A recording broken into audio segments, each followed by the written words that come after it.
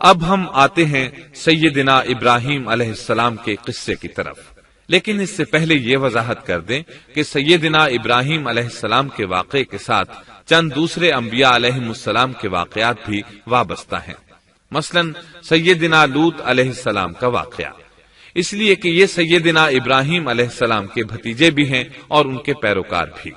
اسی طرح آپ کے صاحبزادوں سیدنا اسماعیل اور سیدنا اسحاق علیہ السلام کے واقعات ساتھ ساتھ چلتے ہیں۔ اس کی وجہ یہ ہے کہ سیدنا اسماعیل علیہ السلام کی ولادت کے وقت ابراہیم علیہ السلام کی عمر 87 سال تھی، اور سیدنا اسحاق علیہ السلام کی پیدائش کے وقت سیدنا ابراہیم علیہ السلام کی عمر 100 سال تھی، جبکہ سیدنا ابراہیم علیہ السلام کی کل عمر 175 سال ہوئی، اس لیے ان کے واقعات ساتھ ساتھ چلتے ہیں۔ ابراہیم علیہ السلام کا قصہ سناتے ہوئے ان حضرات کا ذکر ساتھ ساتھ ضرور آئے گا، تو آئیے شروع کرتے ہیں قصہ ابراہیم علیہ السلام کا۔ صالح علیہ السلام کے بعد اللہ تعالیٰ نے سیدنا ابراہیم علیہ السلام کو مبعوث فرمایا۔ ابراہیم علیہ السلام جد الانبیاء ہیں، عظیم المرتبت اور اولو العزم پیغمبر ہیں۔ آپ کے والد کا نام طارق تھا، جبکہ اس کا لقب آزر تھا۔ آزر مدد کرنے والے کو کہتے ہیں۔ یہ شخص اپنے قبیلے کے افراد کی مدد کیا کرتا تھا، غمخواری کرتا تھا، اس لیے اس کا لقب آزر مشہور ہو گیا تھا۔ قرآن مجید میں ابراہیم علیہ السلام کا قصہ 73 مقامات پر ذکر ہوا ہے۔ یہ 73 مقامات 25 سورتوں میں ہیں، اور یہ بات ابراہیم علیہ السلام کے بلند مرتبت ہونے پر دلالت کرتی ہے۔ ابراہیم علیہ السلام بھی سام بن نوح علیہ السلام کی نسل سے ہیں۔ آپ کی پیدائش عراق کے مشہور شہر بابل میں ہوئی۔ یہ عراق کے شمال میں واقع تھا اور آج بھی موجود ہے۔ بہت بڑا شہر ہے، اس وقت بھی بڑی آبادی پر مشتمل تھا۔ یہاں بت پرستی عام ہو چکی تھی۔ اللہ تعالی سورۃ العنکبوت آیت 25 میں فرماتے ہیں، ابراہیم نے کہا کہ تم نے جن بتوں کی پرستش اللہ کے سوا کی ہے، انہیں تم نے اپنی آپس کی دنیاوی دوستی کے بنا پر معبود ٹھہرا لیا ہے۔ مطلب یہ کہ وہ لوگ اللہ کی عبادت بتوں کو اللہ کا شریک ٹھہرا کر کرتے تھے۔ ابراہیم علیہ السلام نے اپنے باپ سے اور اپنی قوم سے کہا کہ یہ مورتیاں جن کے تم مجاور بنے بیٹھے ہو کیا ہیں؟ انہوں نے جواب دیا، ہم نے اپنے باپ دادوں کو انہی کی عبادت کرتے پایا ہے۔ اللہ تعالیٰ ان کے بارے میں فرماتے ہیں، اے نبی، انہیں ابراہیم علیہ السلام کا قصہ سنا دو، جبکہ انہوں نے اپنے باپ اور اپنی قوم سے فرمایا، تم کس کی عبادت کرتے ہو؟ کہنے لگے، بتوں کی، ہم تو برابر ان کے مجاور بنے بیٹھے ہیں۔ ابراہیم علیہ السلام نے فرمایا، جب تم انہیں پکارتے ہو تو کیا وہ سنتے بھی ہیں یا تمہیں نفع اور نقصان پہنچا سکتے ہیں؟ انہوں نے کہا، یہ ہم کچھ نہیں جانتے، ہم نے تو اپنے باپ دادوں کو اسی طرح کرتے پایا ہے۔ مطلب یہ کہ یہ بت پرستی انہیں ورثے میں ملی تھی۔ وہ جن معبودوں کی عبادت کرتے تھے، نہ وہ ان کی پکار کو سنتے تھے، نہ ہی ان کے نفع و نقصان پر قادر تھے۔ اسی لیے ابراہیم علیہ السلام انہیں جھنجھوڑ رہے تھے، لیکن اندھی تقلید اور بشری عقل کے بیکار ہو جانے نے انہیں یہ سب سوچنے سے عاری کر دیا تھا۔ اللہ تعالیٰ نے ابراہیم علیہ السلام کی خصوصی رہنمائی فرمائی تھی، جیسا کہ سورۃ الانبیاء آیت 51 میں ہے، اور ہم نے ابراہیم کو پہلے سے ہدایت عطا فرما دی تھی اور ہم اسے جانتے تھے۔ ابراہیم علیہ السلام نے کبھی ایک لمحے کے لیے بھی بتوں کی پوجا نہیں کی تھی۔ آپ نے اپنی قوم کو بتوں کی پوجا کرتے دیکھا تو انہیں ملامت کی، ایک اللہ کی طرف دعوت دی، اور اس دعوت کی ابتدا انہوں نے اپنے باپ سے کی۔ اللہ تعالی سورہ مریم میں فرماتے ہیں، اے نبی، کتاب میں ابراہیم کا ذکر کر، بے شک وہ سچا نبی تھا۔ جب اس نے اپنے باپ سے کہا، اے میرے باپ، بے شک مجھے وہ علم عطا ہوا ہے جو تمہیں حاصل نہیں، اس لیے میری اطاعت کریں، میں آپ کو سیدھا راستہ دکھاؤں گا۔ اے میرے باپ، شیطان کی عبادت نہ کریں، بے شک شیطان اللہ کا نافرمان ہے۔ ان بتوں کی عبادت گویا شیطان کی عبادت ہے، اس لیے آپ نے ان معبودوں کو شیطان سے تعبیر کیا۔ فرمایا، اے میرے باپ، بے شک مجھے خوف ہے کہ تم پر اللہ کا عذاب آئے، پھر تم شیطان کے ساتھی ہو جاؤ۔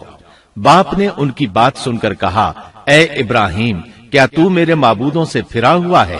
البتہ اگر تو باز نہ آیا تو میں تجھے سنسار کر دوں گا، اور تو مجھ سے ایک مدت تک دور ہو جا، یعنی مجھ سے اتنا دور ہو جا کہ کبھی مجھے نظر نہ آئے۔ ابراہیم علیہ السلام نے اپنے باپ پر نرمی اور مہربانی کرتے ہوئے ان سے کہا، آپ پر سلامتی ہو، میں اپنے رب سے آپ کے لیے بخشش طلب کرتا رہوں گا۔ لیکن جب بعد میں ان پر واضح ہو گیا کہ وہ تو اللہ کا دشمن ہے تو ابراہیم علیہ السلام اس سے بے تعلق ہو گئے۔ سورہ توبہ آیت 114 میں اللہ فرماتے ہیں، اور ابراہیم کا اپنے والد کے لیے بخشش طلب کرنا ایک وعدے کی وجہ سے تھا جو وہ اس سے کر چکے تھے، لیکن جب انہیں معلوم ہو گیا کہ وہ اللہ کا دشمن ہے تو اس سے بیزار ہو گئے۔ بے شک ابراہیم بڑے نرم اور تحمل والے تھے۔ کسی ایماندار کے لیے جائز نہیں کہ وہ کسی کافر کے لیے دعائے مغفرت کرے، بلکہ مومن پر حرام ہے کہ وہ کسی کافر یا عیسائی وغیرہ کے لیے مغفرت طلب کرے یا اس سے یہ کہے کہ اللہ تجھ پر رحم کرے۔ ابراہیم علیہ السلام کے والد نے انہیں دھمکی دی تھی کہ اگر تم اس دعوت سے باز نہ آئے تو میں تمہیں سنسار کر دوں گا۔ اس کے جواب میں ابراہیم علیہ السلام اپنے والد کے ساتھ انتہائی شفقت سے پیش آئے اور اس سے کہنے لگے، میں آپ کے لیے اپنے رب سے استغفار کرتا رہوں گا، اس لیے کہ آپ اپنے والد پر بے حد مہربان تھے۔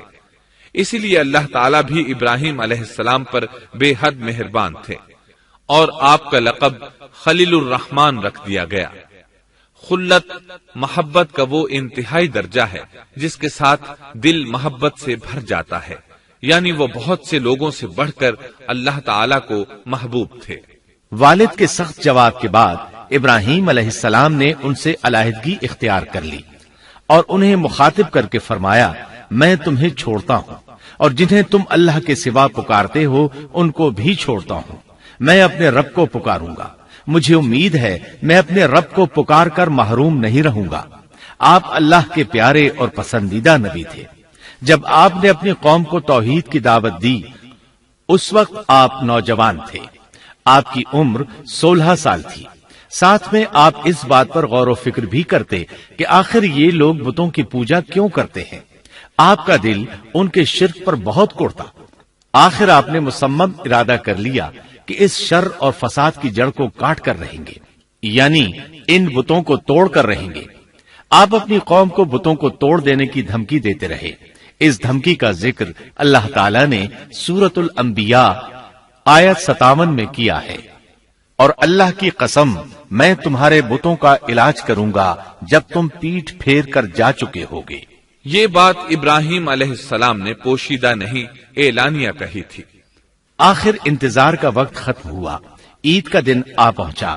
عید کے دن وہ لوگ صبح سویرے گھر سے نکلنے سے پہلے کھانا پکا کر اپنے معبودوں کے سامنے رکھتے تھے، پھر شہر سے باہر ایک میدان میں جمع ہوتے، وہاں کھیلتے کودتے خوشیاں مناتے، ناز سے چلتے پھرتے اور کھانا کھاتے۔ شام کو گھروں کی طرف آتے، صبح بتوں کے پاس جو کھانا رکھ گئے تھے اس کو اٹھاتے اور تبرک سمجھ کر کھا جاتے۔ اپنے معمول کے مطابق انہوں نے عید کی تیاری کر لی، لیکن ابراہیم علیہ السلام تیار نہ ہوئے، اس لیے کہ وہ تو ان کے ساتھ جانے کا ارادہ ہی نہیں رکھتے تھے۔ وہ لوگ جانے سے پہلے ابراہیم علیہ السلام کے پاس آئے اور کہنے لگے، کیا آپ ہمارے ساتھ نہیں جائیں گے؟ سیدنا ابراہیم علیہ السلام نے آسمان کی طرف نگاہ کی اور فرمایا، میں بیمار ہوں۔ یہ تمام واقعہ سورۃ الانبیاء آیات 51 تا 58 میں بیان ہوا ہے۔ یقیناً ہم نے ابراہیم کو پہلے سے ہدایت فرما دی تھی اور ہم اسے جانتے تھے، جبکہ اس نے اپنے باپ سے اور اپنی قوم سے کہا کہ یہ مورتیاں جن کے تم مجاور بنے بیٹھے ہو کیا ہیں؟ سب نے کہا، ہم نے اپنے باپ دادوں کو انہی کی عبادت کرتے پایا ہے۔ آپ نے فرمایا، پھر تو تم اور تمہارے باپ دادا سبھی یقیناً کھلی گمراہی میں مبتلا رہے۔ کہنے لگے، کیا آپ سچ مچ ہمارے پاس حق لائے ہیں یا یوں ہی مذاق کر رہے ہیں؟ آپ نے فرمایا، نہیں نہیں، در حقیقت تم سب کا پروردگار تو وہ ہے جو آسمان و زمین کا مالک ہے، جس نے انہیں پیدا کیا ہے۔ میں تو ایسی بات کا گواہ اور قائل ہوں، اور اللہ کی قسم میں تمہارے ان معبودوں کا علاج تمہاری غیر موجودگی میں کروں گا۔ پس اس نے ان سب کے ٹکڑے کر دیے، البتہ صرف بڑے بت کو چھوڑ دیا، یہ اس لیے کیا کہ وہ سب اس کی طرف لوٹے۔ ابراہیم علیہ السلام نے لوگوں کے ساتھ عیدگاہ جانے سے انکار کیا اور عذر پیش کیا کہ وہ بیمار ہیں۔ وہ لوگ آپ کو چھوڑ کر چلے گئے۔ بعد میں ابراہیم علیہ السلام ان بتوں کے پاس گئے، دیکھا کہ ان کے سامنے کھانا پڑا ہے۔ چونکہ سب لوگ کھانا لائے تھے اس لیے یہ کھانا بہت زیادہ تھا، لیکن ان جھوٹے معبودوں نے اسے کھانا تو درکنار اس کو چھوا تک نہ تھا۔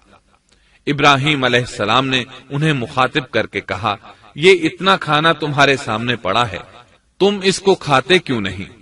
تمہیں کیا ہو گیا کہ بات تک نہیں کرتے؟ پھر پوری قوت سے دائیں ہاتھ سے کلہاڑا مار کر ان کے ٹکڑے ٹکڑے کر دیے، لیکن بڑے بت کو چھوڑ دیا تاکہ سب اسی کی طرف رجوع کریں۔ تمام چھوٹے بتوں کو توڑ کر کلہاڑا اس بڑے بت کے کندھے پر رکھ دیا۔ مشرکین میلے سے لوٹے تو دیکھا ان کے سارے معبود اوندھے منہ ٹوٹے پھوٹے پڑے ہیں، ان کے تمام معبودوں کو توڑ دیا گیا تھا۔ وہ حیران رہ گئے کہ یہ کیسے ہو گیا، کس نے کیا؟ کہنے لگے، یہ کام کس ظالم کا ہے؟ اس نے ہمارے معبودوں کی توہین کی ہے۔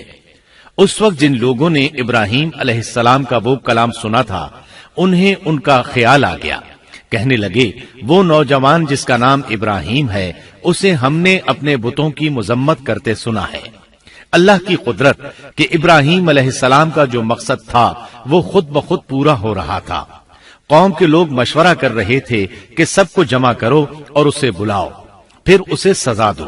چنانچہ تمام اہل باطل چھوٹے بڑے جمع ہو گئے، کارروائی شروع ہو گئی۔ کہنے لگے، اے ابراہیم، ہمارے معبودوں کے ساتھ یہ لغو حرکت تو نے کی ہے۔ ابراہیم علیہ السلام نے جواب دیا، یہ کام تو اس بڑے بت کا ہے، مجھ سے کیوں پوچھتے ہو؟ تم اپنے معبودوں سے کیوں نہیں پوچھ لیتے کہ ان کے ٹکڑے کس نے اڑائے ہیں؟ ابراہیم علیہ السلام کا جواب سن کر وہ سب سوچ میں پڑ گئے، پھر کہنے لگے، ہم نے بڑی غلطی کی، اپنے معبودوں کے پاس کسی کو حفاظت کے لیے نہیں چھوڑا۔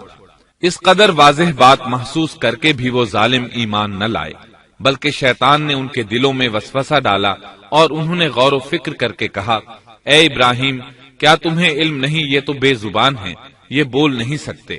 اب ابراہیم علیہ السلام نے فرمایا، تب پھر تم اللہ کے سوا اس چیز کی عبادت کرتے ہو جو تمہیں کچھ بھی نفع نہ دے سکے اور نہ نقصان پہنچا سکے۔ تعجب ہے تم پر اور ان پر بھی جنہیں تم اللہ کے سوا پکارتے ہو، کیا تم میں بالکل عقل نہیں؟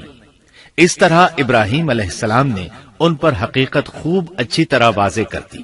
ان سے فرمایا، تم ان کی پوجا کرتے ہو جن کو تم خود تراشتے ہو، یعنی ان کا حال تو یہ ہے کہ تم نے ان کو خود اپنے ہاتھوں سے تراشا اور ان کی عبادت کرنے لگے، جبکہ تمہیں اور تمہاری بنائی ہوئی چیزوں کو اللہ ہی نے پیدا کیا ہے۔ ابراہیم علیہ السلام نے ایک کلہاڑے کی مدد سے ان سب بتوں کو تہس نہس کر دیا تھا۔ یہ اس بات کی واضح ترین نشانی تھی کہ یہ بالکل بے بس ہیں، لیکن اس واضح نشانی کے باوجود وہ اپنے کفر ہی پر ڈٹے رہے اور لگے ابراہیم علیہ السلام کو دھمکیاں دینے۔ کہنے لگے، اس کے لیے ایک آتش کدہ بناؤ اور اسے اس دہکتی آگ میں ڈال دو۔ پھر ان لوگوں نے ایک چٹیل میدان کا انتخاب کیا جہاں مٹی نام کی کوئی چیز نہیں تھی۔ اس میدان کو پتھروں کی باڑ کے ساتھ گھیر دیا گیا۔ پھر سب لوگوں کو حکم دیا گیا کہ وہ لکڑیاں جمع کر کے اس گھیری ہوئی جگہ میں رکھیں۔ چنانچہ سب لوگ لکڑیاں جمع کر کے وہاں لانے لگے، یہاں تک کہ عورتوں اور بچوں نے بھی اس کام میں بڑھ چڑھ کر حصہ لیا۔ میدان میں اتنی لکڑیاں جمع ہو گئیں کہ زمین نظر نہیں آتی تھی۔ یہ لکڑیاں زمین پر ایک اونچی دیوار محسوس ہوتی تھیں۔ پھر ان لکڑیوں کو آگ لگائی گئی۔ جب آگ کے شعلے آسمان سے باتیں کرنے لگے تو انہوں نے ابراہیم علیہ السلام کو آگ میں ڈالنے کے لیے ایک جھولا تیار کیا۔ اس میں سیدنا ابراہیم علیہ السلام کو رکھا گیا۔ اس وقت آپ نے یہ دعا پڑھی، حسبنا اللہ ونعم الوکیل۔ ہمیں اللہ کافی ہے اور وہی بہترین کارساز ہے۔ یہ کلمہ ہر محتاج اور مصیبت زدہ کو پڑھنا چاہیے۔ بخاری میں ہے، رسول اللہ صلی اللہ علیہ وسلم نے فرمایا، حسبن اللہ و نعم الوکیل ابراہیم علیہ السلام نے اس وقت فرمایا تھا جب انہیں آگ میں پھینکا جانے لگا تھا۔ مطلب یہ کہ ہم اللہ ہی پر بھروسہ کرتے ہیں، اس کے سوا ہمارا کسی پر بھروسہ نہیں۔ بعض روایات میں یہ بھی ہے کہ جب ابراہیم علیہ السلام کو آگ میں ڈالا جانے لگا تو جبریل علیہ السلام آئے اور کہا، اے ابراہیم، کوئی حاجت ہے تو میں حاضر ہوں۔ ابراہیم علیہ السلام نے فرمایا، اگر تم اپنی مرضی سے آئے ہو تو مجھے تمہاری کوئی ضرورت نہیں۔ ایک دوسری روایت میں ہے کہ بارش کے فرشتے نے حاضر ہو کر کہا تھا، اے ابراہیم، مجھے حکم دیجئے میں بارش برسا کر اس آگ کو بجھا دوں۔ لیکن ایسی تمام روایات ضعیف ہیں۔ یوں بھی اللہ کا حکم ان سے پہلے کام کرنے والا تھا۔ اللہ تعالیٰ سورہ انبیاء آیت 69 اور 70 میں فرماتے ہیں، ہم نے کہا، اے آگ ابراہیم پر ٹھنڈی ہو جا اور سلامتی والی ہو جا۔ گو انہوں نے ابراہیم کا برا چاہا لیکن ہم نے انہیں ہی نقصان پانے والا کر دیا۔ چنانچہ جب ابراہیم علیہ السلام کو آگ میں ڈالا گیا تو وہ ٹھنڈی ہو گئی۔ ابن عباس رضی اللہ عنہما فرماتے ہیں، اگر اللہ تعالیٰ آگ سے یہ نہ فرماتے کہ سلامتی والی ٹھنڈی ہو جا تو وہ اس قدر سرد ہو جاتی کہ اس کی ٹھنڈک سے تکلیف محسوس ہوتی۔ گویا آگ بھی اللہ کے حکم کے بغیر نہیں جلا سکتی، چھری اللہ کے حکم کے بغیر نہیں کاٹ سکتی، اس لیے کہ یہ بھی اللہ کی مخلوق ہیں اور ان کی قدرت بھی اللہ کے پاس ہے۔ وہ چاہے تو ان کو قدرت عطا کر دے، چاہے تو قدرت واپس لے لے۔ آگ کو ٹھنڈا ہونے کا حکم ہوا، وہ ٹھنڈی ہو گئی۔ اس نے نہ ابراہیم علیہ السلام کے کپڑے جلائے، نہ جسم کے کسی حصے کو کوئی نقصان پہنچایا، صرف وہ رسیاں جلائیں جن سے آپ کو باندھا گیا تھا۔ سبحان اللہ۔ لوگ آگ کے گرد اس انتظار میں کھڑے تھے کہ جو ہی انہیں آگ میں پھینکا جائے گا وہ جل کر راکھ ہو جائیں گے، لیکن وہ یہ دیکھ کر حیران رہ گئے کہ ابراہیم علیہ السلام بڑے ناز سے آگ کے درمیان بیٹھے ہیں۔ بعض روایات میں ہے کہ ابراہیم علیہ السلام فرمایا کرتے تھے، مجھے ان دنوں جو راحت اور سکون حاصل تھا ویسا آگ سے نکلنے کے بعد نہیں ہوا۔ لوگ اس معجزے کو دیکھ کر حیرت زدہ تھے۔ پھر ابراہیم علیہ السلام آگ سے نکلے۔ اتنا بڑا معجزہ دیکھنے کے باوجود لوط علیہ السلام کے سوا کوئی شخص پورے بابل شہر سے ان پر ایمان نہ لایا۔ اللہ تعالیٰ فرماتے ہیں، پس ابراہیم پر لوط ایمان لائے۔ مطلب یہ کہ پوری بستی سے لوط علیہ السلام تھے جو آپ پر ایمان لائے تھے، باقی تمام لوگ کفر ہی پر ڈٹے رہے۔ ابراہیم علیہ السلام ان کا رویہ دیکھ کر نا امید ہو گئے کہ اس سے بڑھ کر یہ کون سا معجزہ دیکھنا چاہتے ہیں۔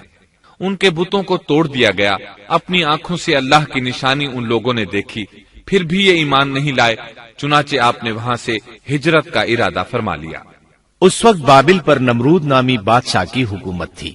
کہا جاتا ہے کہ زمین کے بیشتر حصے پر اسی کی حکمرانی تھی۔ جب اس کے پاس یہ خبریں پہنچیں کہ ابراہیم علیہ السلام کو آگ میں ڈالا گیا لیکن آگ نے انہیں نہیں جلایا تو اس نے ابراہیم علیہ السلام کو اپنے دربار میں پیش کرنے کا حکم دیا۔ ابراہیم علیہ السلام کو وہاں لایا گیا۔ نمرود نے ان سے ان کے رب کے بارے میں سوال کیا۔ اللہ تعالیٰ سورۃ البقرہ آیت 258 میں فرماتے ہیں، کیا تو نے اس شخص کو نہیں دیکھا جس نے ابراہیم سے اس کے رب کے متعلق جھگڑا کیا، اس لیے کہ اللہ نے اسے سلطنت دی تھی۔ ایک روایت میں ہے کہ 4 بادشاہوں نے زمین کے بیشتر حصے پر حکمرانی کی ہے، ان میں سے ایک نمرود ہے۔ نمرود اپنے وقت کا حاکم و بادشاہ تھا۔ ابراہیم علیہ السلام سے جب اس کی اللہ تعالیٰ کے بارے میں بات چیت ہوئی تو ابراہیم علیہ السلام نے کہا، میرا رب وہ ہے جو زندہ کرتا ہے اور مارتا ہے۔ جواب میں اس نے کہا، میں بھی زندہ کرتا ہوں اور مارتا ہوں۔ چنانچہ اس نے حکم دیا کہ جیل سے 2 آدمیوں کو لے آؤ۔ جیل سے 2 ایسے آدمیوں کو لایا گیا جن کے لیے سزائے موت کا فیصلہ ہو چکا تھا۔ اس نے ان میں سے ایک کے قتل کا حکم دیا، دوسرے کو معاف کر دیا۔ اس سے اس نے یہ ثابت کرنا چاہا کہ وہ بھی زندہ کر سکتا ہے اور موت دے سکتا ہے، اور کہنے لگا، دیکھ لو، میرے حکم سے لوگ مرتے ہیں اور میرے حکم سے انہیں زندگی ملتی ہے۔ اس کی بات سن کر ابراہیم علیہ السلام نے غور کیا کہ اگر وہ اس سے موت و حیات کے باریک فلسفے پر بحث کریں گے تو نمرود کا مقصد پورا ہو جائے گا اور میرا مقصد پورا نہیں ہو پائے گا۔ اس لیے بحث و مباحثے کی بجائے کوئی مضبوط دلیل پیش کر دی جائے تاکہ حق و باطل کے درمیان فرق واضح ہو جائے۔ چنانچہ آپ نے فرمایا، بے شک اللہ سورج کو مشرق سے لاتا ہے، تو اس کو مغرب سے لے آ۔ کافر بادشاہ یہ سن کر مبہوت رہ گیا، اس کا سر جھک گیا۔ اللہ تعالیٰ فرماتے ہیں تب وہ کافر حیران رہ گیا اور اللہ نا انصافوں کو سیدھی راہ نہیں دکھاتا۔ ان تمام باتوں کے بعد نمرود کو یہ معلوم کرنے کی ضرورت نہیں رہی کہ ابراہیم علیہ السلام آگ سے کیسے نجات پا گئے، کیونکہ حقیقت اس پر آشکار ہو چکی تھی۔ وہ جان گیا تھا کہ اصل معاملہ کیا ہے۔ چنانچہ اس نے ابراہیم علیہ السلام سے کہا، آپ اس ملک سے نکل جائیے، ہم آپ کو یہاں نہیں رہنے دیں گے۔ ابراہیم علیہ السلام نے عراق کو خیر بات کہا اور شام کی طرف ہجرت کر گئے۔ یہاں آ کر وہ حران نامی بستی میں مقیم ہوئے۔ اسی جگہ آپ نے اپنے چچا ہاران کی بیٹی سیدہ سارہ علیہ السلام سے شادی کی۔ اللہ تعالیٰ اس ہجرت کے بارے میں فرماتے ہیں، اور ہم اسے یعنی ابراہیم اور لوط کو بچا کر اس زمین کی طرف لے آئے جس میں ہم نے جہان کے لیے برکت رکھی تھی۔ جب آپ حران کے مقام پر پہنچے تو وہیں ٹھہر گئے، وہیں رہنے لگے۔ یہاں آ کر آپ کا شمار بنو حران میں ہونے لگا۔ آپ لوگوں کو اسی شہر میں رہنے کی دعوت دیتے۔ اس شہر کے لوگ بتوں کی پوجا نہیں کرتے تھے بلکہ ستاروں کو پوجتے تھے۔ ابراہیم علیہ السلام نے جب ان کی یہ حالت دیکھی تو ارادہ کر لیا کہ ان لوگوں کو بتائیں گے کہ ستاروں کی عبادت کرنا باطل ہے۔ یہ لوگ چونکہ نجوم پرست تھے اس لیے ان کی عبادت کا وقت رات کو ہوتا تھا، اور یہ لوگ رات کے وقت عبادت کرتے تھے، کیونکہ ان کے معبود یعنی ستارے رات ہی کو طلوع ہوتے ہیں۔ چنانچہ ابراہیم علیہ السلام انہیں یہ دکھانے کے لیے کہ ان چیزوں کی عبادت باطل ہے، ایک دن ان کے ساتھ نکلے۔ اللہ نے آسمان کے دروازے کھول دیے تو ابراہیم علیہ السلام نے چاند، ستاروں، سیاروں اور آسمان و زمین کی سلطنت کو دیکھا۔ اللہ تعالیٰ نے ابراہیم علیہ السلام سے تمام پردے ختم کر دیے جو عام طور پر لوگوں کی آنکھوں پر ہوتے ہیں، اور انہوں نے وہ کچھ دیکھا جسے آج کی رصد گاہیں بھی نہیں دیکھ سکتی۔ اللہ تعالیٰ سورۃ الانعام آیت 75 میں فرماتے ہیں، اور اسی طرح ہم نے ابراہیم کو آسمان اور زمین کی سلطنت کا مشاہدہ کرا دیا تاکہ وہ یقین کرنے والوں میں سے ہو جائے۔ بعض مفسرین نے لکھا ہے کہ یہ سب کچھ اللہ تعالیٰ نے ابراہیم علیہ السلام کو اس لیے دکھایا تھا کہ وہ ستاروں کی پرستش کرتے تھے۔ پھر اللہ تعالیٰ نے اپنی عبادت کی طرف ان کی رہنمائی فرمائی۔ جن مفسرین نے یہ بات لکھی وہ غلطی پر ہیں، کیونکہ ایک جلیل القدر رسول کے متعلق ایسا گمان کرنا کبیرہ گناہ ہے۔ آسمان اور زمین کی سلطنت اور دیگر معجزات دکھانے کے بعد اللہ تعالیٰ فرماتے ہیں، آسمان اور زمین کی پیدائش یقیناً انسان کی پیدائش سے بہت بڑا کام ہے۔ اللہ تعالیٰ ایک دوسرے مقام پر فرماتے ہیں، آسمان اور زمین میں بہت سی نشانیاں ہیں جن سے یہ منہ موڑ کر گزر جاتے ہیں۔ ابراہیم علیہ السلام حران شہر کے ستارہ پرستوں کو لے کر ایک رات نکلے۔ اچانک ایک ستارہ طلوع ہوا، اس کی چمک دمک بہت تھی، شکل صورت کے لحاظ سے بھی بہت خوبصورت تھا۔ اس وقت ابراہیم علیہ السلام نے بطور مذاق کہا، یہ میرا رب ہے۔ لیکن جب وہ ستارہ کچھ دیر بعد چھپ گیا تو کہنے لگے، یہ تو غروب ہو گیا، یہ رب کیسے ہو سکتا ہے؟ جو چھپ جائے وہ رب نہیں ہو سکتا، پس میں تو غروب ہونے والوں کو پسند نہیں کرتا۔ اگلے روز وہ پھر ان لوگوں کو ساتھ لے کر نکلے تو چاند کو دیکھا۔ یہ شکل صورت میں ستاروں سے کہیں زیادہ خوبصورت تھا، روشن تھا، لیکن یہ بھی غروب ہو گیا۔ تو ابراہیم کہنے لگے، اگر مجھے میرے رب نے ہدایت نہ کی تو میں گمراہ لوگوں میں شامل ہو جاؤں گا۔ اے اللہ، تو کہاں ہے؟ اپنی طرف میری رہنمائی کر۔ ان باتوں سے ابراہیم علیہ السلام ان لوگوں کو غور و فکر کی دعوت دے رہے تھے تاکہ وہ غور کریں، آخر رب چھپ کیسے سکتا ہے؟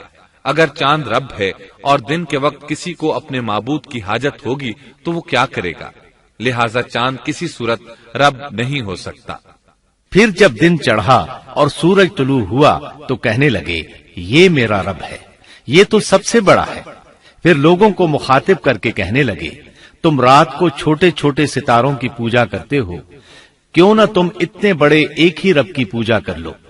لیکن جب وہ بھی غروب ہو گیا تو کہنے لگے یقیناً میں تمہارے شرک سے بیزار ہوں. یہ معبود کیسے ہو سکتے ہیں؟ ان میں تو تبدیلی آتی رہتی ہے، کبھی طلوع ہوتے ہیں کبھی غروب ہوتے ہیں. یہ اس بات کی دلیل ہے کہ یہ مخلوق ہیں اور ان کا خالق کوئی اور ہے جس کے حکم کے یہ تابع ہیں. جب یہ خود مخلوق ہیں اور کسی اور کے تابع ہیں تو کسی کو نفع نقصان پہنچانے پر کس طرح قادر ہو سکتے ہیں؟ پھر اپنی قوم کو مخاطب کر کے کہنے لگے میں اپنا رخ اس کی طرف کرتا ہوں جس نے آسمانوں کو یکسو ہو کر پیدا کیا اور میں شرک کرنے والوں میں سے نہیں ہوں. اب بھی وہ اپنی بات پر اڑے رہے.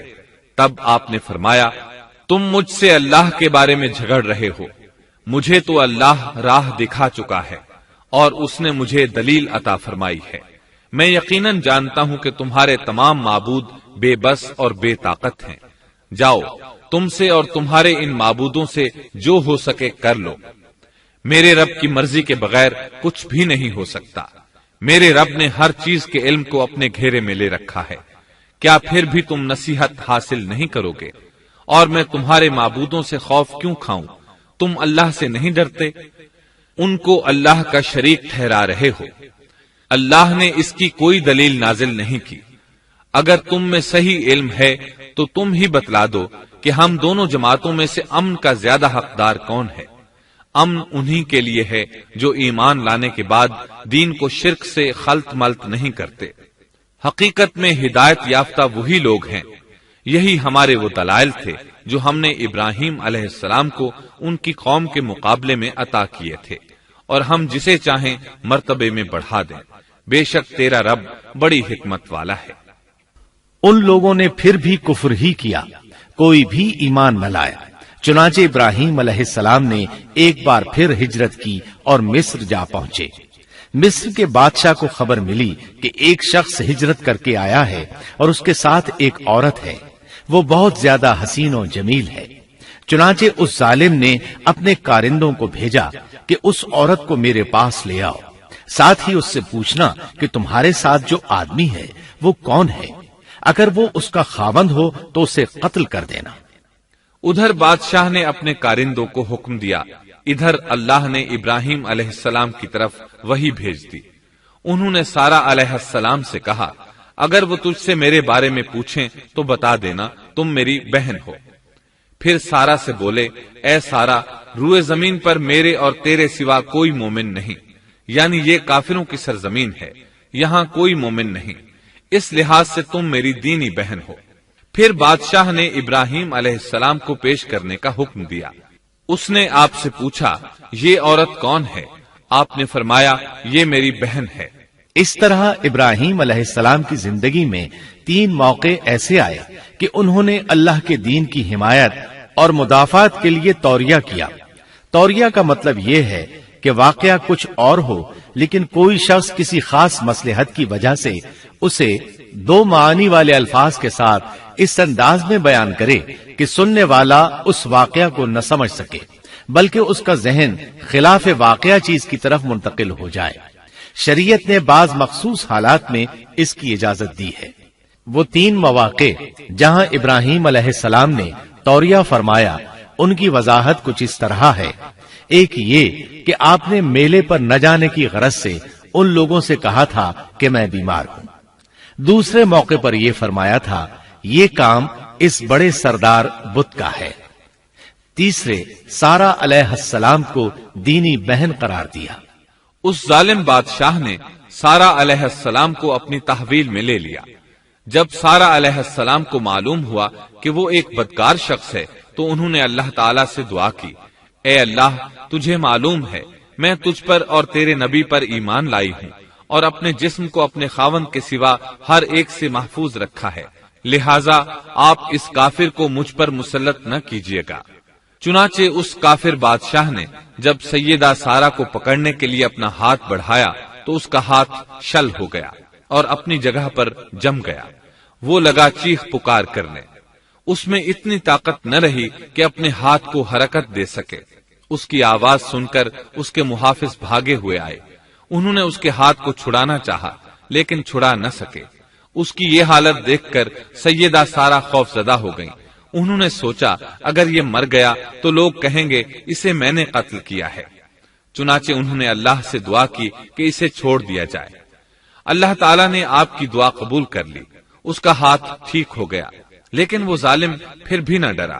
اس نے ایک بار پھر آپ کی طرف ہاتھ بڑھایا، اس کا ہاتھ پھر شل ہو گیا۔ سیدہ سارہ نے پھر دعا کی، وہ دوبارہ ٹھیک ہو گیا، وہ پھر بھی باز نہ آیا۔ تیسری بار پھر اس نے ان کی طرف ہاتھ بڑھایا، اس بار بھی اس کا ہاتھ شل ہو گیا۔ اب وہ سیدہ سارہ علیہ السلام سے کہنے لگا، اب کی بار اگر تو مجھے اس مصیبت سے نجات دلائے گی تو میں تجھے چھوڑ دوں گا اور کبھی تیرے آڑے نہیں آؤں گا۔ چنانچہ سیدہ سارہ علیہ السلام نے اللہ تعالی سے دعا کی، وہ ٹھیک ہو گیا۔ تب اس نے اپنے کارندوں کو آواز دی اور ان سے بولا، تم میرے پاس کسی انسان کو نہیں بلکہ سرکش جن کو لائے ہو۔ پھر اس نے انہیں رہا کر دیا، عزت و اکرام سے رخصت کیا اور ان کی خدمت کے لیے اپنی بیٹی ہاجرہ کو ساتھ کر دیا۔ سارہ علیہ السلام واپس لوٹی تو دیکھا کہ ابراہیم علیہ السلام نماز پڑھ رہے ہیں۔ نماز کے بعد انہوں نے پوچھا، سارہ اس نے تمہارے ساتھ کیا سلوک کیا؟ سیدہ سارہ علیہ السلام نے سارا واقعہ سنا دیا۔ سن کر آپ نے فرمایا، الحمدللہ۔ پھر بولے، اب ہم یہاں نہیں رہیں گے بلکہ واپس جائیں گے۔ چنانچہ آپ ایک بار پھر فلسطین میں آ گئے، وہیں اپنی زندگی بسر کرنے لگے۔ اب ہم آگے بڑھتے ہیں۔ جب آپ فلسطین میں مستقل طور پر رہائش پذیر ہوئے تو لوط علیہ السلام بھی آپ کے ساتھ تھے۔ لوط علیہ السلام آپ کے بھتیجے تھے، ان کے والد کا نام ہاران تھا۔ یہ بچپن ہی سے سیدنا ابراہیم علیہ السلام کے زیر سایہ رہے، انہی کے ہاں پرورش پائی، اس لیے دین حق فوراً قبول کر لیا۔ جب سیدنا ابراہیم علیہ السلام نے عراق سے شام کی طرف ہجرت کی تو یہ آپ کے ساتھ تھے، وہاں سے حران گئے تب بھی ساتھ تھے، پھر مصر کی طرف ہجرت کی تو بھی لوط علیہ السلام ان کے ساتھ تھے۔ آخر کار جب آپ نے مصر کو بھی خیر بات کہا اور فلسطین آ گئے تب بھی یہ ساتھ تھے۔ اب ابراہیم علیہ السلام نے لوط علیہ السلام کو حکم دیا کہ وہ بستی سدوم کی طرف چلے جائیں، اس لیے کہ اس بستی کے لوگ کفر کی انتہائی گہرائی میں جا چکے ہیں، انہیں کفر و شرک سے نکالنے کے لیے وہاں جائیں، انہیں اللہ کے احکام سنائیں، اللہ کی طرف دعوت دیں۔ چنانچہ لوط علیہ السلام تو اس طرف روانہ ہو گئے اور ادھر فلسطین میں صرف 3 مسلمان رہ گئے، ابراہیم علیہ السلام، ان کی زوجہ محترمہ سیدہ سارہ اور سیدہ ہاجرہ علیہم السلام، وہیں رہائش پذیر رہے اور لوگوں کو مسلسل اللہ کی طرف دعوت دیتے رہے۔ یہاں یہ بے شمار مال و دولت کے بھی مالک بن گئے۔ جب ان کی عمر 85 یا 86 سال ہوئی تو سارہ علیہ السلام نے سوچا، میں بانجھ ہوں، میرے خاوند بوڑھے ہیں، لیکن اولاد کی تمنا ہے، تو کیوں نہ میں اپنی لونڈی ہاجرہ ہدیے اور تحفے کے طور پر ابراہیم علیہ السلام کو دے دوں۔ چنانچہ ہاجرہ ابراہیم علیہ السلام کو مل گئیں، انہوں نے ان سے شادی کر لی۔ اللہ رب العزت نے جلد ہی ان کے بطن سے آپ کو اسماعیل علیہ السلام عطا فرمائے۔ ہاجرہ علیہ السلام کے ماں بننے پر اور ان کی اولاد کو دیکھ کر سیدہ سارہ علیہ السلام کو فطری طور پر غیرت کا احساس ہوا۔ اللہ کی قدرت دیکھیے، خود ہی انہیں ہاجرہ کو تحفے میں دیا تاکہ اولاد حاصل ہو، اور جب وہ ماں بن گئیں تو اب غیرت محسوس کر رہی ہیں۔ اپنی اس کیفیت سے مجبور ہو کر سیدہ سارہ نے ابراہیم علیہ السلام سے کہا، آپ مجھے اس کے ساتھ ایک جگہ پر نہ رکھیں۔ مورخین اور سیرت نگار لکھتے ہیں کہ ہاجرہ علیہ السلام ایک نطاق پہنا کرتی تھی، یعنی وہ جسم کے درمیان ایک لمبا کپڑا لٹکا لیتی تھی تاکہ وہ کپڑا گھسٹ گھسٹ کر قدموں کے نشانات مٹا دے اور سارہ کو نظر نہ آئے، کیونکہ سارہ غیرت کی حد کو پہنچ چکی تھی۔ ابراہیم علیہ السلام نے جب سارہ علیہ السلام کے اندر غیرت کے آثار دیکھے تو ہاجرہ کو ان کی نگاہوں سے دور کر دیا۔ ادھر اللہ کا حکم بھی نازل ہو گیا کہ اپنی بیوی ہاجرہ اور دودھ پیتے بچے اسماعیل کو ساتھ لے لیں اور مکہ کی طرف رخ کر لیں۔ ابراہیم علیہ السلام مکہ کی طرف روانہ ہوئے، یہاں تک کہ مکہ پہنچ گئے۔ یہ جگہ اس وقت بالکل ویران اور بے آباد تھی، نہ کوئی انسان تھا نہ پانی، نہ نباتات کے آثار تھے، غرض کوئی چیز نظر نہیں آتی تھی، بس پہاڑوں کے درمیان ایک بے آب و گیاہ میدان تھا۔ یہی وہ مقدس اور تاریخی وادی تھی جہاں ابراہیم علیہ السلام اپنی زوجہ اور لخت جگر کو چھوڑ کر واپس پلٹے۔ سیدہ ہاجرہ علیہ السلام کو بہت حیرت ہوئی، انہیں یہ امید نہیں تھی کہ ان کے خاوند انہیں ایک بے آباد جگہ تنہا چھوڑ کر چل دیں گے، اس پر بچے کی ذمہ داری الگ تھی۔ چنانچہ انہوں نے ابراہیم علیہ السلام کو آواز دی، لیکن انہوں نے مڑ کر بھی نہ دیکھا۔ اب وہ ان کے پیچھے آئیں اور قریب پہنچ کر بولی، اے ابراہیم، ہمیں کہاں چھوڑے جا رہے ہو؟ یہاں نہ پانی، نہ خوراک، نہ کوئی انسان۔ ابراہیم علیہ السلام نے پھر بھی کوئی جواب نہ دیا، کوئی پریشانی بھی ظاہر نہ کی اور چلتے رہے۔ سیدہ ہاجرہ بھی آپ کے پیچھے چلتی رہیں اور پوچھتی رہیں کہ ہمیں کس کے حوالے کر کے جا رہے ہیں؟ یہاں تو کوئی بھی جاندار نہیں، مکمل طور پر بے آباد علاقہ ہے۔ لیکن انہوں نے اب بھی کوئی توجہ نہ دی۔ آخر سیدہ ہاجرہ نے کہا، کیا آپ کو اللہ نے اس کام کا حکم دیا ہے؟ اب آپ نے جواب میں فرمایا، ہاں۔ تب سیدہ ہاجرہ بولی، اگر یہ بات ہے تو اللہ تعالی ہرگز ہمیں ضائع نہیں ہونے دے گا۔ جب انسان اللہ کے احکام کو بجا لائے تو اس کے دل سے فقر و فاقے کا خوف نکل جاتا ہے، اور اللہ اسے طرح طرح کے انعامات سے نوازتا ہے۔ انسان جب تک اللہ کے احکام کو بجا لاتا رہے گا تب تک اللہ کی نصرت اور اس کی تائید شامل حال رہے گی۔ چنانچہ جو ہی ہاجرہ علیہ السلام کو پتا چلا کہ انہیں تنہا چھوڑ جانا اللہ کے حکم کی بنا پر ہے تو فوراً یقین بھرے لہجے میں بولی، تب اللہ ہمیں ضائع نہیں کرے گا۔ یہ کہہ کر وہ اپنے شیر خوار بچے کی طرف پلٹ گئیں۔ خوراک اور پانی چند دن میں ختم ہو گئے، پانی کا ایک قطرہ پاس نہ رہا۔ اب پانی کی تلاش شروع کی، لیکن اپنے لیے تو درکنار، ماں کو بیٹے کے لیے بھی پانی نہ ملا نہ خوراک۔ اب بچہ لگا بھوک سے بلکنے، خوراک نہ ملنے کی وجہ سے ماں کا دودھ بھی خشک ہو گیا تھا۔ عورت کتنی بھی باحوصلہ ہو اپنے بچے کو بھوک سے بلکتے نہیں دیکھ سکتی۔ اب انہوں نے بچے کو وہیں چھوڑا اور تیزی سے قریبی پہاڑی صفا کی طرف لپکی۔ اوپر چڑھ کر ادھر ادھر نظر دوڑائی کہ شاید کسی طرف پانی یا خوراک نظر آ جائے یا کسی انسان کی جھلک نظر آ جائے۔ جب کچھ نظر نہ آیا تو نشیب کی طرف چلی، ساتھ میں بچے کی طرف بھی دیکھتی جاتی تھی۔ نشیب میں پہنچی تو بچہ نظروں سے اوجھل ہو گیا۔ اس پر اور بے چین ہوئی اور بلندی کی طرف دوڑی۔ اس طرح مروہ پہاڑی پر چڑھ گئی۔ وہاں بھی چاروں طرف نگاہ دوڑائی لیکن کچھ نظر نہ آیا۔ خیال آیا کہ پھر کوشش کرنی چاہیے۔ اس خیال سے مروہ پہاڑی سے اتری اور صفا کی طرف چل دی۔ درمیان میں نشیب کی وجہ سے بچہ نظر نہ آیا تو دوڑنے لگی۔ اس طرح پھر صفا پر چڑھ گئی۔ اللہ اکبر! ایک تو عورت ذات کمزور، پھر بھوک پیاس سے نڈھال، اس پر کس قدر سعی اور کوشش میں مصروف، وہ بھی اپنے بچے کے لیے۔ بہرحال بار بار کوشش کے خیال سے انہوں نے صفا اور مروہ پہاڑیوں کے درمیان 7 چکر لگائے۔ یہی وجہ ہے مسلمان عازمین حج صفا و مروہ کے درمیان سعی کرتے ہیں تاکہ اس واقعے کی یاد تازہ ہو جائے۔ جب وہ آخری مرتبہ مروہ پر پہنچی تو انہوں نے ایک آواز سنی۔ یہ آواز اسماعیل علیہ السلام کے قریب سے آئی تھی۔ انہوں نے پوری توجہ سے آواز کو سننے کی کوشش کی اور جلدی سے اسماعیل کے قریب پہنچی۔ کیا دیکھتی ہیں، اسماعیل کے قدموں کے نیچے سے پانی پھوٹ رہا ہے، کیونکہ جبریل علیہ السلام کو اللہ نے اس صابرہ خاتون کی مدد کے لیے بھیجا تھا۔ انہوں نے زمزم والی جگہ پر اپنا پر مارا تو اسماعیل کے قدموں کے پاس سے ایک عظیم چشمہ رحمت نمودار ہوا۔ مستقبل کے پیغمبر کے قدموں کے نیچے سے اللہ نے جبریل فرشتے کے ذریعے زمین پھاڑ کر پانی نکال دیا۔ یہی آب زمزم کا آغاز تھا۔ ہاجرہ علیہ السلام پانی کو آنکھیں پھاڑ پھاڑ کر حیرت سے دیکھ رہی تھی۔ ان کی خوشی کی انتہا نہ رہی جب انہوں نے دیکھا پانی پھوٹ پھوٹ کر چاروں طرف بہ رہا ہے۔ زمین ہموار تھی، اس لیے انہوں نے زمین کو کھودنا شروع کر دیا تاکہ پانی ادھر ادھر نہ بہ جائے۔ پھر انہوں نے اس گڑھے کے چاروں طرف پتھر رکھ دیے اور زبان سے بولی، زم زم، اس کا مطلب ہے رک جا۔ نبی اکرم صلی اللہ علیہ وسلم کا فرمان ہے، اللہ اسماعیل کی والدہ پر رحم فرمائے، اگر وہ جلد بازی سے کام نہ لیتی تو زمزم ایک بہنے والا چشمہ ہوتا، لیکن انہوں نے اس کے گرد بند باندھ دیا۔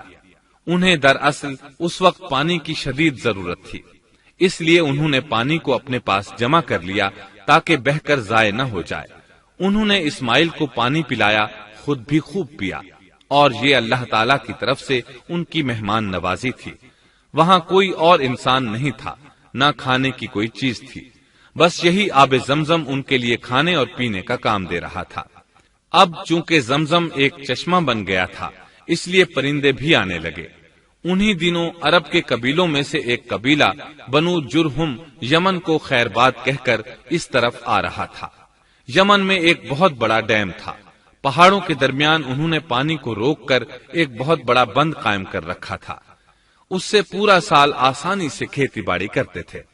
اس ڈیم کی بدولت ان کا آب پاشی کا نظام بہت اچھا تھا۔ جب اس ڈیم کو اللہ تعالیٰ نے توڑا تو تمام لوگ وہاں سے منتشر ہو گئے اور جزیرہ عرب کے اطراف میں منتقل ہونے لگے۔ وہیں سے ہجرت کرنے والا ایک قبیلہ بنو جرہم تھا۔ یہ لوگ بنیادی طور پر عرب تھے۔ یہ قبیلہ سفر میں رہتا، جہاں کہیں پانی اور چراگاہ نظر آتے وہیں پڑاؤ ڈال دیتے۔ جب وہاں خوراک ختم ہو جاتی تو آگے سفر شروع کر دیتے۔ چونکہ وہ بہت بڑے تاجر تھے، اس بنا پر ان راستوں سے خوب واقف تھے۔ انہیں چشموں کا خوب علم تھا۔ ملک شام کی طرف بھی ان کی آمد و رفت تھی۔ یہ قبیلہ بنو جرہم مکہ کے قریب پہنچا تو فضا میں پرندوں کو منڈلاتے پایا۔ کہنے لگے ان پرندوں کی موجودگی میں ضرور کوئی راز ہے۔ اب انہوں نے اپنے کچھ آدمی اس طرف بھیجے۔ یہ لوگ جلد ہی چشمے تک پہنچ گئے۔ انہوں نے وہاں ایک عورت اور اس کے بچے کو پایا۔ پھر وہ لوگ ان کے پاس آئے، وہاں پڑاؤ ڈالنے کی اجازت مانگی۔ سیدہ ہاجرہ نے فرمایا، ٹھیک ہے، لیکن شرط یہ ہے کہ تمہیں اجرت ادا کرنا ہوگی۔ ان کے لیے یہ سستا سودا تھا۔ ان کے پورے قبیلے کو سامان زندگی مل رہا تھا، جبکہ صرف ایک عورت اور اس کے بیٹے کی ذمہ داری ان پر عائد ہو رہی تھی۔ انہوں نے فوراً حامی بھر لی اور وہاں رہائش اختیار کر لی۔ اس طرح یہ لوگ سیدہ ہاجرہ علیہ السلام کی معیشت کا ذریعہ بن گئے، اور اس طرح سیدنا اسماعیل علیہ السلام بنو جرہم میں پرورش پاتے رہے۔ انہوں نے ان لوگوں سے عربی سیکھ لی اور ان سے بھی زیادہ عربی دان بن گئے۔ فصاحت اور بلاغت سے عربی میں بات چیت کرنے لگے۔ پھر ان کی اس قبیلے میں شادی ہو گئی۔ ان کی اولاد سے عرب قوم کا آغاز ہوا۔ انہی میں سے سرور کائنات محمد صلی اللہ علیہ وسلم کی ولادت باسعادت ہوئی۔ بنو جرہم کی آمد اور آبادی ابراہیم علیہ السلام کی دعا کا نتیجہ تھی۔ جب انہوں نے اپنی بیوی اور بچے یعنی دو کمزور انسانوں کو اس ویران جگہ چھوڑا تھا تو یہ دعا مانگی تھی، اے ہمارے پروردگار، میں نے اپنی کچھ اولاد اس بے آباد جنگل میں تیرے حرمت والے گھر کے پاس بسائی ہے۔ یہاں یہ سوال پیدا ہوتا ہے کہ کیا اس وقت بیت اللہ کی تعمیر ہو چکی تھی؟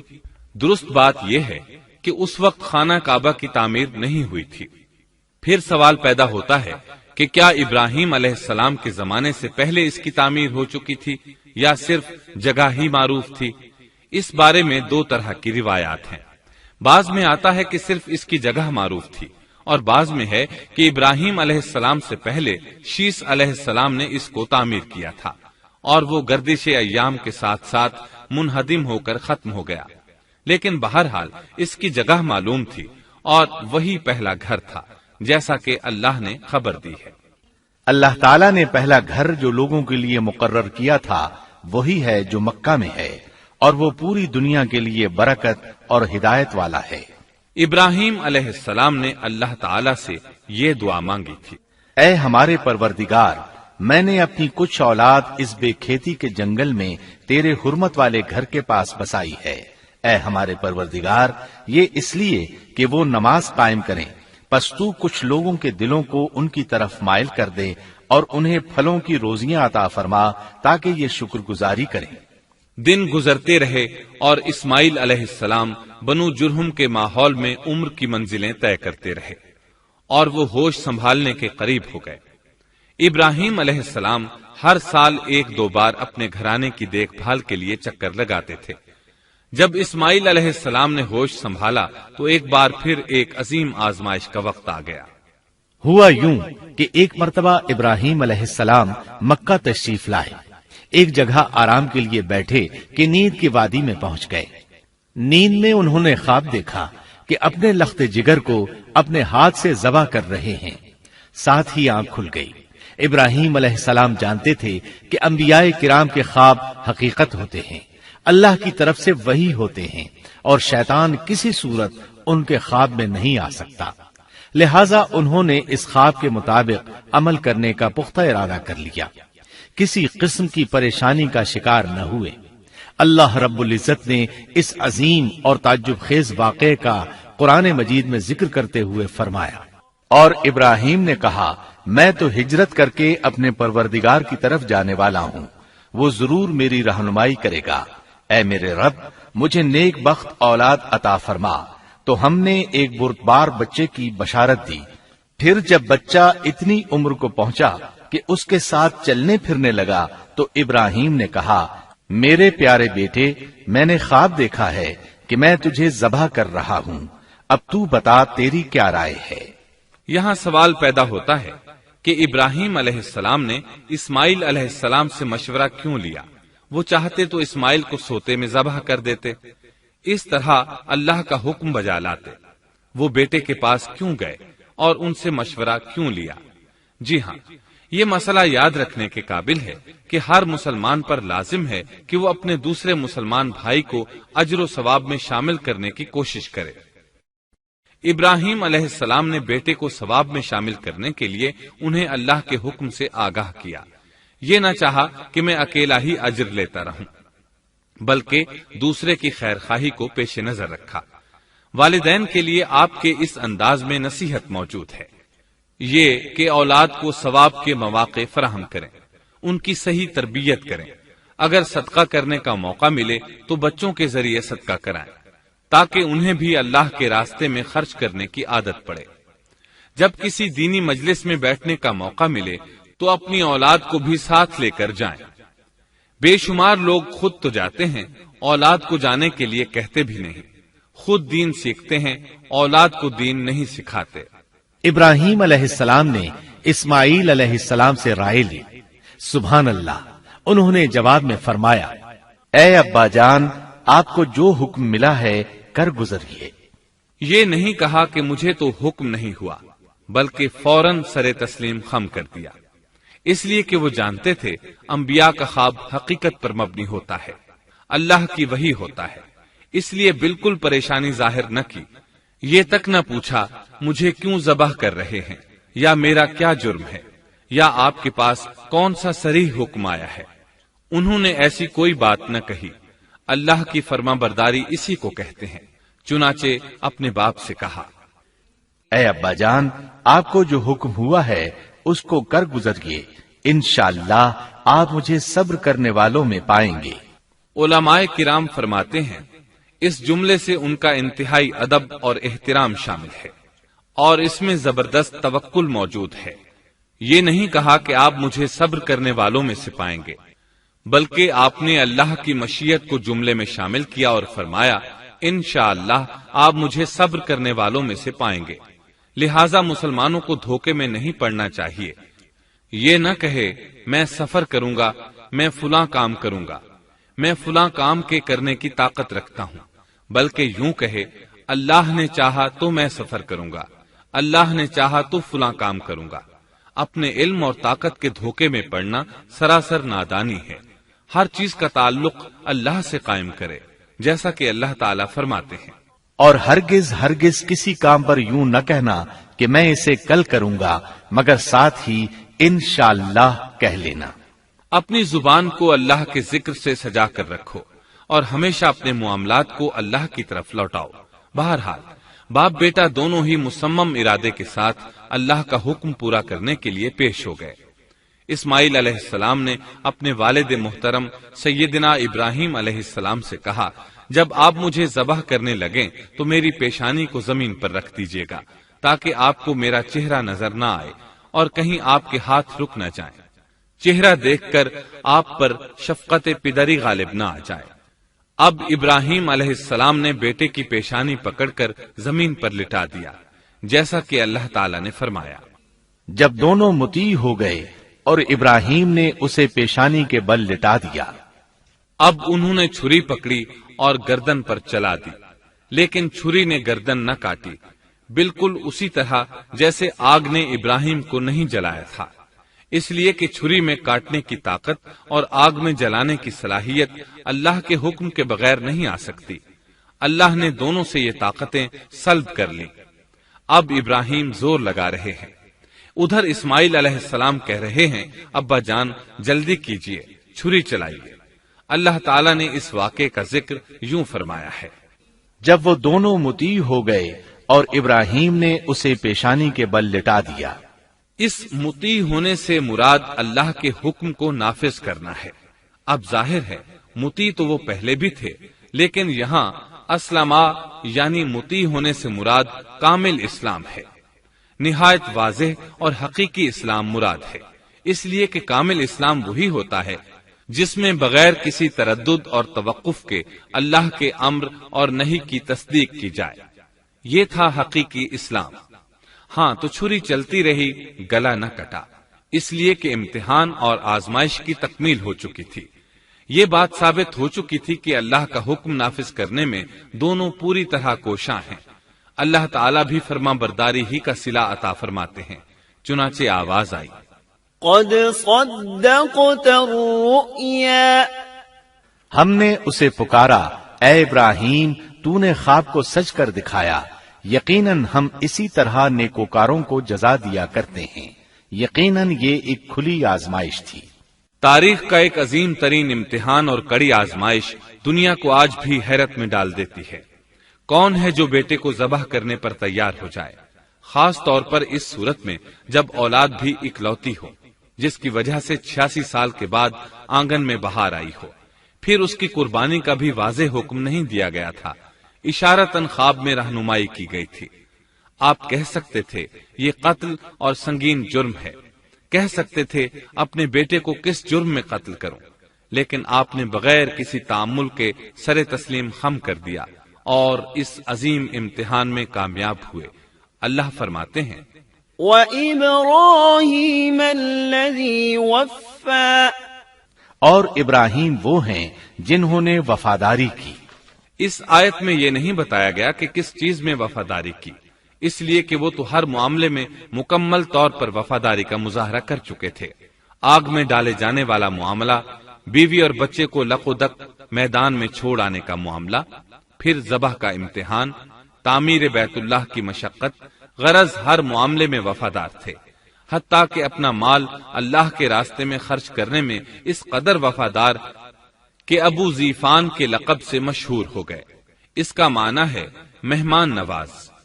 کسی مہمان کو دسترخوان پر اپنے ساتھ بٹھائے بغیر ایک لقمہ نہیں کھاتے تھے، باہر نکلتے مہمان تلاش کرتے، پھر اس کے ساتھ مل کر کھانا کھاتے، مہمان نہ ملتا تو سخت غمگین ہو جاتے۔ اس طرح انہوں نے اللہ کے ہر حکم کی پاسداری کی۔ ذبح والے اس امتحان کا اللہ نے انہیں کیا صلہ دیا؟ اللہ فرماتے ہیں، ہم نے اسے عظیم ذبیحے کا بدلہ عطا کیا۔ ہاں تو ہم بتا رہے تھے چھری نے گلا نہ کاٹا۔ ایسے میں ابراہیم علیہ السلام نے ایک آواز سنی، آواز پیچھے سے آئی تھی۔ انہوں نے مڑ کر دیکھا، جبریل علیہ السلام نظر آئے۔ وہ آسمان سے ایک مینڈھا لے کر آئے تھے، دنیا کے مینڈھوں میں سے نہیں بلکہ جنت کا مینڈھا لائے تھے۔ سیدنا عبداللہ بن عباس رضی اللہ عنہما سے روایت ہے کہ وہ مینڈھا جنت میں 40 سال تک چرتا رہا۔ سفید رنگ، کشادہ آنکھوں، خوبصورت سینگوں والا حسین و جمیل مینڈھا تھا۔ بہرحال یہ ابراہیم علیہ السلام کی وفاداری کا بدلہ تھا جو اسماعیل علیہ السلام کے فدیے میں دیا گیا، اور پوری امت مسلمہ کے لیے حکم ہو گیا کہ اللہ کی رضا کے لیے قربانی اور ہدی پیش کرتے رہیں۔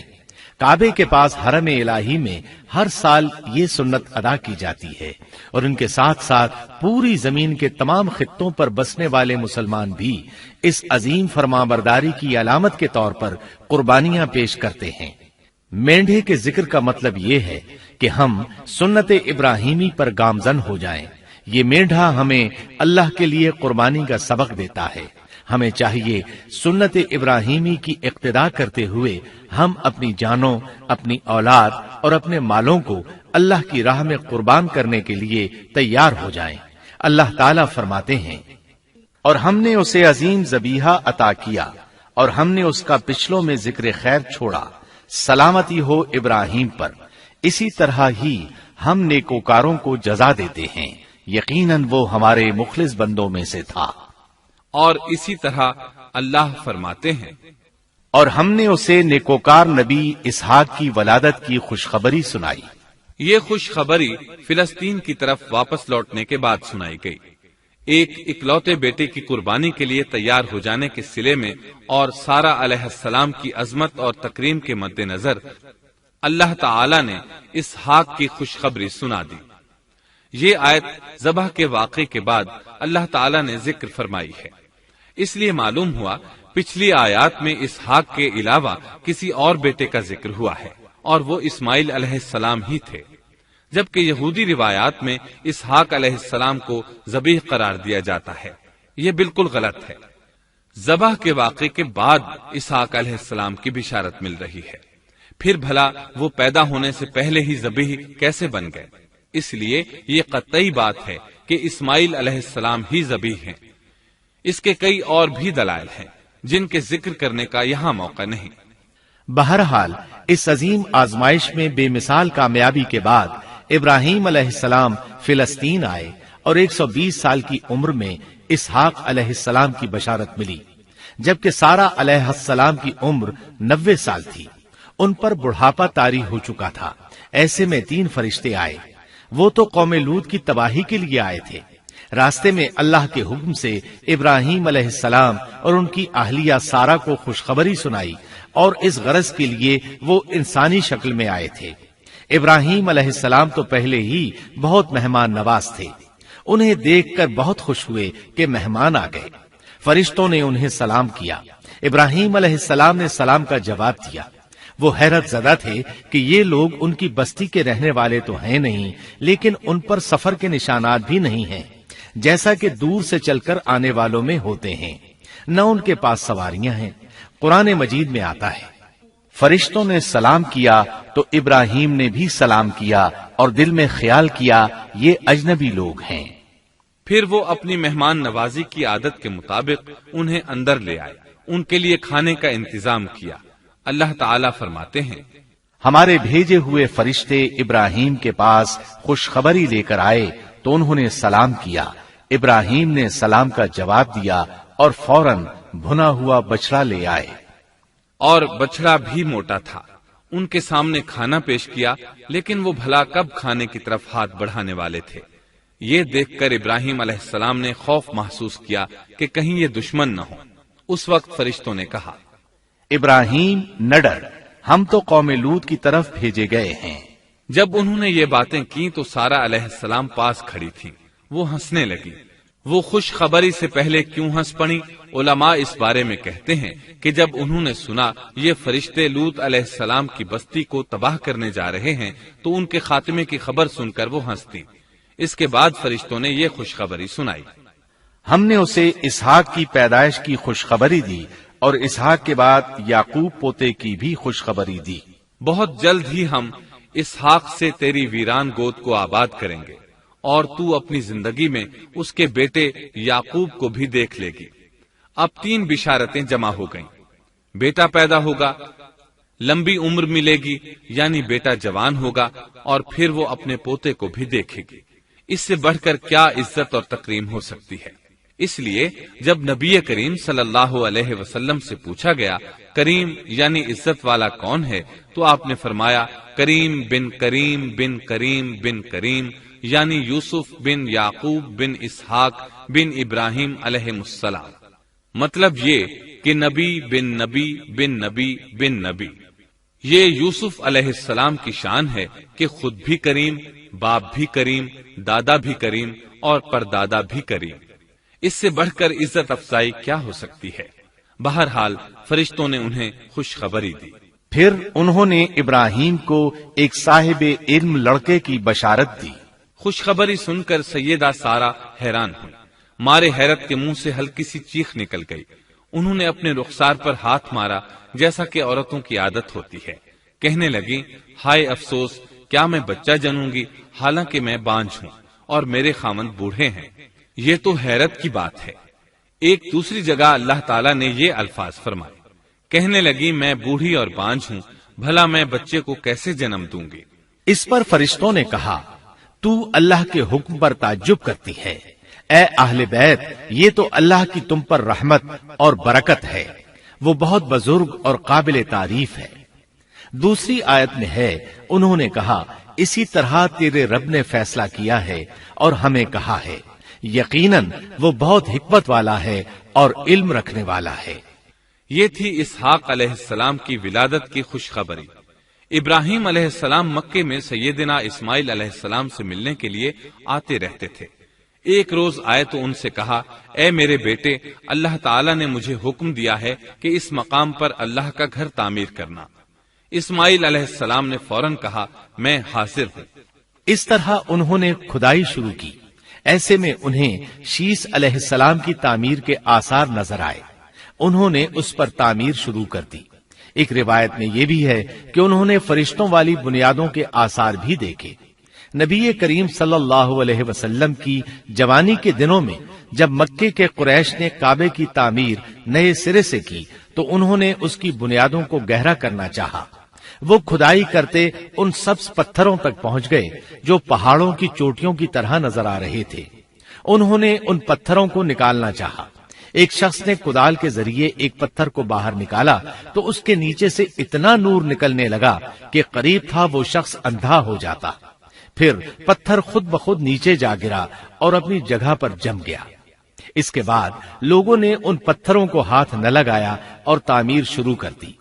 قرآن مجید میں تعمیر کعبہ اور بیت اللہ کا تذکرہ اس طرح آیا ہے، اور جب ہم نے بیت اللہ کے مکان میں ابراہیم کو جگہ دی اور فرمایا کہ میرے ساتھ شرک نہ کرنا اور میرے گھر کو طواف، قیام اور رکوع و سجود کرنے والوں کے لیے پاک رکھنا، اور فرمایا، بے شک لوگوں کے لیے جو پہلا گھر تعمیر کیا گیا ہے وہ مکہ میں ہے، وہ جہان والوں کے لیے برکت اور ہدایت کا ذریعہ ہے، اس میں واضح نشانیاں ہیں، مثلا مقام ابراہیم، تو جو کوئی حرم میں داخل ہوگا وہ امن میں آ جائے گا۔ اور فرمایا، اور یاد کرو اس وقت کو جب ابراہیم کو اس کے پروردگار نے کئی باتوں کے ذریعے آزمایا، وہ ان میں پورے اترے تو اللہ نے فرمایا، میں آپ کو تمام لوگوں کا امام بنا رہا ہوں۔ ابراہیم نے کہا، اے میرے رب، میری اولاد میں سے بھی امام بنائیے۔ جواب میں اللہ نے فرمایا، میرا امامت کا وعدہ ظالم لوگوں کے لیے نہیں ہے۔ اور اس وقت کو یاد کرو جب ہم نے بیت اللہ کو ثواب اور امن کی جگہ بنا دیا اور لوگوں نے مقام ابراہیم کو جائے نماز بنا لیا۔ ہم نے ابراہیم کو حکم دیا کہ میرے گھر کو طواف، اعتکاف، رکوع اور سجود کے لیے پاک رکھو، اور وہ وقت بھی یاد رکھو جب ابراہیم نے دعا کی، اے پروردگار، اس شہر کو امن والا بنا دے اور اس کے مومن بندوں کو پھلوں کا رزق عطا کر۔ اللہ تعالیٰ نے فرمایا، میں کافروں کو بھی تھوڑا فائدہ دوں گا، پھر انہیں آگ کے عذاب کی طرف بے بس کر دوں گا، یہ پہنچنے کی جگہ بری ہے۔ اور وہ وقت یاد کرو جب ابراہیم اور اسماعیل بیت اللہ کی بنیادوں کو بلند کر رہے تھے اور دعا مانگ رہے تھے، اے ہمارے رب، ہماری محنت کو قبول فرما، تو دعا کو سننے والا، جاننے والا ہے، اور ہمیں اپنا فرما بردار بنا، ہماری اولاد میں سے بھی ایک فرما بردار گروہ بنا، اور ہمیں عبادت کا طریقہ سکھا اور ہم پر رجوع فرما، کیونکہ تو ہی توبہ قبول کرنے اور رحم فرمانے والا ہے۔ اے ہمارے رب، ان لوگوں میں انہی میں سے ایک رسول بھیج جو ان پر تیری آیات کی تلاوت کرے اور انہیں کتاب و حکمت سکھائے، انہیں پاک کرے، یقیناً تو غالب حکمت والا ہے۔ تعمیر کے دوران جب ابراہیم علیہ السلام اس مقام تک پہنچے جہاں آج حجر اسود ہے تو اللہ تعالیٰ نے جنت سے ایک سفید پتھر بھیجا۔ حدیث میں ہے یہ پتھر نہایت سفید تھا، اب سیاہ ہو گیا ہے۔ انسانوں کی غلطیاں اس کے سیاہ ہونے کا سبب بنی۔ جب دیواریں انسانی قد کے برابر ہو گئیں تو اسماعیل علیہ السلام ایک پتھر لے آئے۔ اب ابراہیم علیہ السلام اس پتھر پر کھڑے ہوئے۔ وہ ننگے پاؤں تھے۔ اسی وقت پتھر پگھل گیا، ان کے پاؤں اس کے اندر کسی قدر دھنس گئے، پتھر پر ان کے پیروں کے نشانات آ گئے۔ اسی پتھر کو آج مقام ابراہیم کہا جاتا ہے۔ پہلے یہ پتھر بیت اللہ کی دیواروں کے ساتھ رکھا گیا تھا۔ جب لوگ طواف کے لیے آتے تو سیدنا ابراہیم کے پیروں کے نشانات دیکھنے کے لیے یہاں ہجوم ہو جاتا۔ اس طرح طواف کرنے والوں کو دقت کا سامنا ہوتا۔ سیدنا عمر رضی اللہ عنہ نے صحابہ کرام کے مشورے سے اس پتھر کو اس جگہ سے قدرے ہٹا کر نماز کی صفوں کے قریب کر دیا تاکہ طواف کرنے والوں کو دقت نہ ہو۔ یہ مقام بہت مقدس ہے۔ اللہ نے فرمایا ہے، تم مقام ابراہیم کو جائے نماز مقرر کر لو۔ مقام ابراہیم کے قریب اس کے پیچھے ہو کر نماز پڑھنے کا موقع مل جائے تو لازماً وہاں 2 رکعت ادا کیا کرو۔ موقع نہ ملے تو پھر پوری مسجد حرام میں طواف سے فراغت والی 2 رکعت پڑھ لیا کرو۔ اس طرح کعبہ تعمیر ہوا۔ تب نیا حکم آیا، لوگوں میں جو استطاعت رکھے اس پر اللہ کے لیے حج بیت اللہ فرض ہے، اور جو شخص جان بوجھ کر اعراض کرے تو اللہ جہانوں سے بے نیاز ہے اور اسے اس کی کوئی پرواہ نہیں۔ ادھر ابراہیم علیہ السلام کو اللہ تعالی کی طرف سے اشارہ ہوا، لوگوں میں حج کا اعلان کر دیں۔ ابراہیم علیہ السلام کہنے لگے، اللہ میری آواز بھلا کس کس تک پہنچے گی؟ جواب آیا، آپ کے ذمے آواز لگانا ہے، پہنچانا ہمارا کام ہے۔ چنانچہ آپ عرفات کے ایک پہاڑ پر چڑھے اور آواز لگائی، لوگو بیت الحرام کا حج کرو۔ اللہ تعالیٰ نے معجزانہ طور پر یہ آواز تمام انسانوں تک پہنچا دی، خواہ وہ پیدا ہوئے تھے یا نہیں۔ دوسرا معجزہ یہ ہوا کہ اللہ نے بیت اللہ اور اس کے حج کی محبت لوگوں کے دلوں میں ڈال دی۔ اللہ نے فرمایا، اور آپ لوگوں میں حج کا اعلان کر دیں، وہ آپ کی طرف پیدل بھی آئیں گے اور دبلے پتلے اونٹوں پر بھی دور دور سے آئیں گے۔ اس طرح لوگ پیدل اور سوار ہو کر کثرت سے حج کے لیے آنے لگے اور یہ ویران علاقہ آباد ہونے لگا۔ یہ تھے حالات اور واقعات ابراہیم علیہ السلام کے۔ آپ نے 175 سال کی عمر میں وفات پائی۔ آپ سے پہلے سیدہ ہاجرہ علیہ السلام نے وفات پائی اور ان کی وفات سے کچھ ہی عرصہ بعد سیدہ سارہ علیہ السلام 127 سال کی عمر میں فوت ہو گئیں۔ ان دونوں کی وفات کے بعد آپ غمگین رہنے لگے۔ آخر اتنی مدت تک ساتھ رہا تھا۔ آپ خلیل الرحمن تھے، آپ پر صحیفے بھی نازل ہوئے، آپ اللہ کے بے حد شکر گزار تھے۔